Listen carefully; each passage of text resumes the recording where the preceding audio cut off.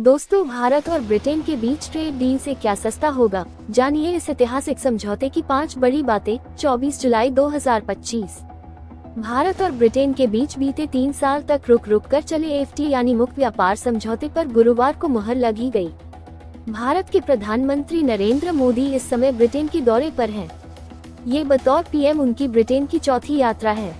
PM Modi ने कहा, ये समझौता मात्र आर्थिक साझेदारी नहीं है, बल्कि साझा समृद्धि की योजना है। भारतीय textile, footwear, gems and jewellery, sea food और इंजीनियरिंग उत्पादों को ब्रिटेन में बेहतर पहुंच मिलेगी। भारत की कृषि उत्पाद और प्रोसेस्ड फूड इंडस्ट्री के लिए ब्रिटेन के बाजार में बेहतर अवसर बनेंगे। भारत के किसानों, मछुआरों और एमएसएमई सेक्टर के लिए ये समझौता विशेष रूप से लाभकारी सिद्ध होगा। वहीं दूसरी ओर भारत के लोगों और उद्योग के लिए यूके में बने उत्पाद जैसे मेडिकल उपकरण और एरोस्पेस पार्ट्स सुलभ और किफायती दरों पर उपलब्ध हो सकेंगे। उधर ब्रिटेन में कुछ विपक्षी नेताओं ने चेतावनी दी है कि इस समझौते से ब्रिटिश श्रमिकों को नुकसान हो सकता है, क्योंकि इसमें भारतीय कामगारों के लिए राष्ट्रीय बीमा अंशदान पर छूट को 1 वर्ष से बढ़ाकर 3 साल कर दिया गया है। हालांकि ब्रिटेन के व्यापार मंत्री ने इसे खारिज किया है। कहा जा रहा है कि 2020 में ब्रेक्सिट के बाद ब्रिटेन का किसी दूसरे देश के साथ यह सबसे बड़ा व्यापारिक समझौता है। जानते हैं समझौते से जुड़ी 5 अहम बातें। कितनी बड़ी है ये डील, आइए जानते हैं। ब्रिटिश सरकार का कहना है कि इस समझौते से ब्रिटिश अर्थव्यवस्था में हर साल 4.8 अरब पाउंड 6.5 अरब डॉलर प्रति वर्ष का योगदान होगा। हालांकि ब्रिटेन भारत को अपने कुल निर्यात का 1.9% निर्यात करता है और कुल आयात का 1.8% आयात करता है, लेकिन समझौता लागू होने के बाद इसमें बढ़ोतरी की उम्मीद की जा रही है।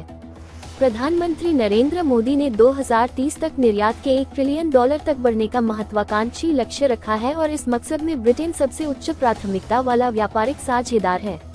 टैरिफ में कितनी कमी, क्या होगा सस्ता, चलिए जानते हैं। ब्रिटेन से निर्यात किए जाने वाले सामानों पर औसत टैरिफ 15% से घटकर 3% हो जाएगा। इससे ब्रिटिश कंपनियों के लिए भारत में सामान बेचना आसान हो जाएगा। भारत ने ब्रिटेन से आयात होने वाली विस्की पर टैरिफ को आधा यानी 150% से घटाकर 75% कर दिया है। इससे भारतीय बाजार में पहुंच के मामले में ब्रिटेन को अंतर्राष्ट्रीय प्रतिस्पर्धियों पर तत्काल बढ़त मिलेगी। ये शुल्क 2035 तक और घटाकर 40% तक किए जाने का प्रावधान है। जबकि भारत में ब्रिटेन की कारें, एरोस्पेस, इलेक्ट्रिकल्स, चिकित्सा उपकरण, विस्की और मांस, बिस्कुट, चॉकलेट जैसे खाद्य पदार्थ सस्ते हो जाएंगे। वहीं ब्रिटेन में भारतीय वस्त्र और आभूषण भी सस्ते होंगे। भारतीय प्रोफेशनल्स के लिए नियमों में क्या बदलाव, आइए जानते हैं। ब्रिटिश प्रधानमंत्री स्टामर ने दावा किया कि इस समझौते से पूरे ब्रिटेन में 2200 से अधिक नौकरियां पैदा होंगी। समझौते के तहत जो भारतीय कर्मचारी अस्थायी रूप से ब्रिटेन जाएंगे और जो ब्रिटिश कर्मचारी अस्थायी रूप से भारत में काम करेंगे, उन्हें केवल अपने देश में ही सामाजिक सुरक्षा योगदान देना होगा।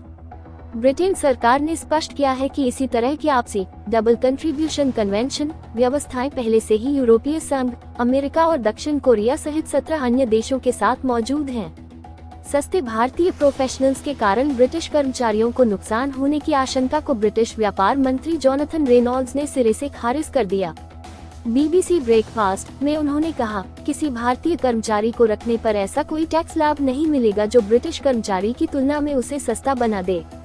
रेनॉल्ड्स ने ये भी कहा कि वीजा और NHS सरचार्ज जैसे अतिरिक्त खर्चों के कारण भारतीय कर्मचारी पर वास्तव में ज्यादा खर्च आएगा।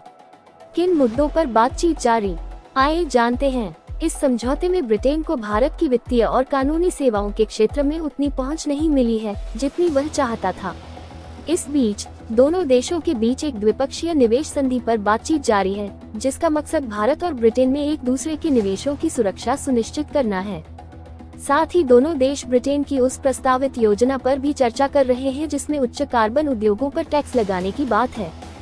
भारत का मानना है कि यह टैक्स उसके निर्यात पर असर डाल सकता है। ब्रिटेन अगले साल जनवरी से कार्बन बॉर्डर एडजस्टमेंट लागू करने वाला है। ऐसी स्थिति में भारत के उत्पादों को कार्बन बॉर्डर एडजस्टमेंट का टैक्स देना पड़ सकता है। 5. सुरक्षा और खुफिया सहयोग पर सहमति। दोनों प्रधानमंत्रियों ने रक्षा, शिक्षा, जलवायु, तकनीक और इनोवेशन के क्षेत्र में आपसी सहयोग बढ़ाने पर भी सहमति जताई है। खुफिया साझेदारी और ऑपरेशनल स्तर पर सहयोग से भ्रष्टाचार, गंभीर धोखाधड़ी, संगठित अपराध और अवैध प्रवास से निपटने में मदद मिलेगी। इसमें आपराधिक रिकॉर्ड साझा करने के एक नए समझौते को अंतिम रूप देना भी शामिल है, जिससे अदालती कार्यवाही में सहायता मिलेगी, निगरानी सूचियां सटीक बनाई जा सकेंगी और यात्रा प्रतिबंधों को लागू करना संभव हो सकेगा। इस समझौते को इस हफ्ते की शुरुआत में भारत की केंद्रीय मंत्रिमंडल से मंजूरी मिल चुकी है, लेकिन इसे अब भी संसद की मंजूरी मिलना बाकी है। समझौते के लागू होने में कम से कम 1 साल का समय लग सकता है।